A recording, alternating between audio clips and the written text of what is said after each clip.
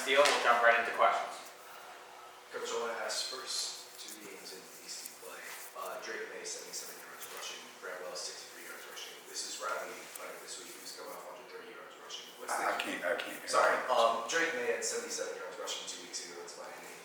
Grant Wells had 63 yards this last week. Riley Lennox coming off a career high game. What goes into stopping these mobile quarterbacks in DC play? Well, I think the thing is we've got a really good pass rush. We get a lot of sacks, and obviously in these 2 games, I think it was 5 and 6 sacks.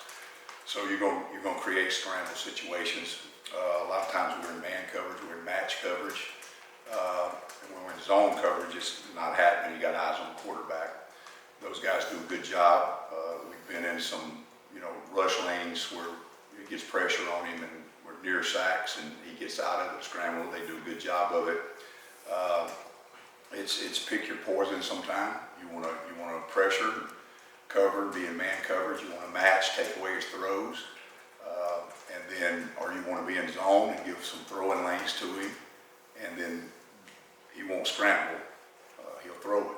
So hats off to them, good players. But neither one of those stats you gave me. Obviously, it's something we work on, but that yardage, scramble yardage at Virginia Tech, did not result in anything major at all. And the big cut down on the chunk plays given up. The longest play given up was 27 yards this week. So biggest factors for you in cutting down on that? Just communication. Know your job, do your job, and communicate it to others. Being on the same page. Did you guys change?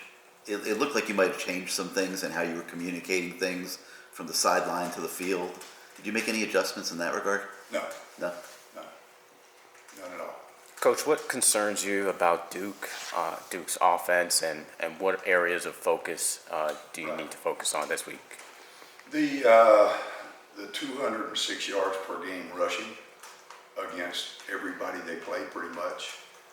They're very effective at running the football. They've got good run schemes. And then the quarterback on top of that, to lead back to the question, Duke's quarterback does the same thing. I mean, he's very good with his feet. The one thing about it is, in this day and age, when you get a quarterback that can throw the ball and throw it accurately, like Duke's quarterback, like North Carolina's quarterback, but then they can beat you with their feet. You got to be on point with that. So those things, we've got to make sure that we keep him in the well, make him throw from the well, don't let him scramble and move the chains. And then on top of that, we got to be able to stop the run. What are your thoughts on third down pass rush? They seem to play really well at the D-line, your speed rush package. Yes, our Rabbits package, when we get the Rabbits package on there and it's third down and they can pin their ears back, we've been very effective of getting pressure on the quarterback as well as sacks. So everybody celebrates the sacks, and that it is big and you want them, and it creates minus yards. It's huge, it's a big momentum builder, but just as important are the hits on the quarterback, the forced bad throws, the batted balls, those type things. We've been very effective in rushing with 4 people. We've not had to pressure a ton. Akeem, because he's gotten the sacks, I think he's got a lot of the headlines, but Darrell Jackson also seems like out of the transfers he's been. Yeah, well, all those guys up there. I mean, we're getting effective rush out of Harvey. Chance Williams, Darrell Jackson. We're getting good pocket push in the middle, which allows those guys on the edge to do what they do and speed to power or speed rush, counter moves, freeze those edge guys up. Obviously, you talk a lot about the depth you have up there. Obviously, part of that is competition. Are you seeing that manifest? Where it seems like some guys will be in the game and then. Well, we're a little bit different too now. Obviously, when we go to our Rapids package, which is not, people think that's a lot. I think of the 15 third downs the other day, we actually stayed in nickel on 4 of them. The third and shorts, we're not in the Rapids package, so they're only about 8 or 9 snaps. So the rest of the 71 snaps, keeping those guys fresh, and they're competing, they're playing well.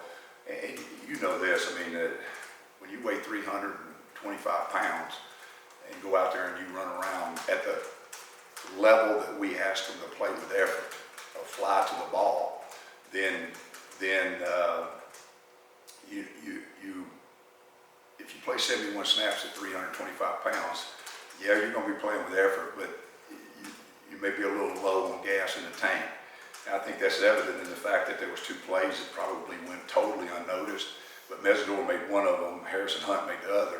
They're in the core line of scrimmage, and the ball was thrown on a now screen to the edge, and they either caused the tackle or made the tackle on the sideline, and so they're staying fresh.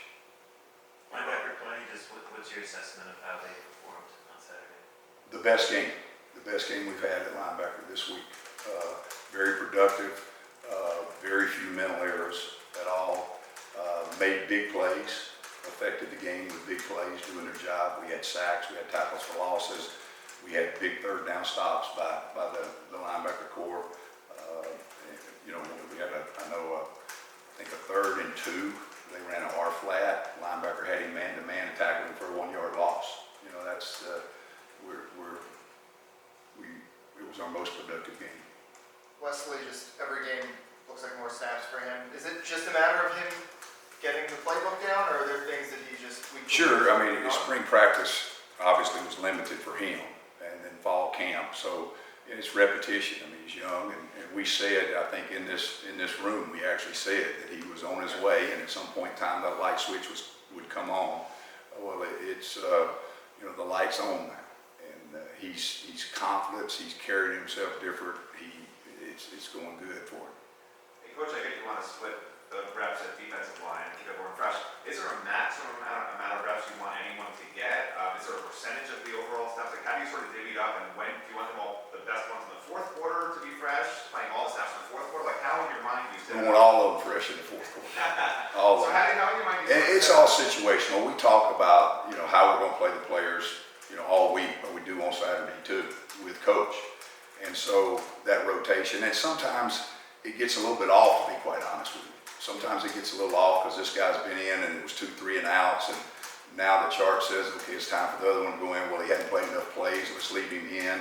So, and then you get into situational, dime rabbits, short yardage, goal line, TV timeouts, okay, that's a longer rest. Is the offense 3 and out, or they have a 12-play drive and you sit on the bench for that long? There's a lot of factors that go into that. Is it an exact science? No. Can we do a better job of monitoring during the game sometimes? That's always been the case. You know, it's hard to keep a pitch count on every player over there. Well, is there anyone that you wish, in retrospect, you'd given more reps to in a particular game or overall this season? Anyone? Yeah, we always review that on Sunday, and we'll look at the snap count and say, you know, he didn't get enough snaps. I mean, that happens. We'll do a few more for Coach Steele. From a system standpoint, is Duke similar to anyone that you've played already this season? Or what is their system? Well, their quarterback is extremely effective. He throws the ball real well. He gets them in the right play. He's very effective. And I know him. I watched him play high school football in the state of Alabama. So I know him, and I know what he is. He's very athletic. He's very, very smart. He's got ice water in his veins. I mean, he is playing at a very, very high level. Very high level. Anything else? Awesome. Thanks, Coach. Man, thought at least y'all were. Easy day. Huh? Easy day. Oh, I thought you